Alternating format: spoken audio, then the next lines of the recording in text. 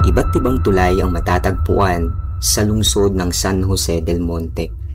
May iba't ibang anyo at laki. Mayroong luma at bagong tulay.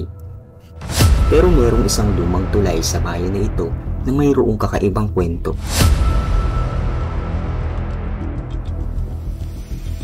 Pinaniniwalaan nga na ang tulay na ito ay dinaanan ni Presidente Emilio Aguinaldo.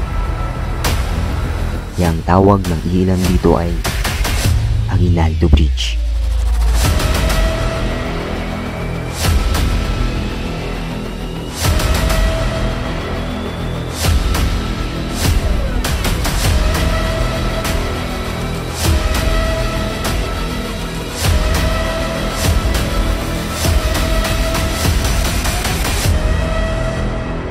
Pero sa kabila ng mga kwentong ito, meron nga ba itong katotohanan?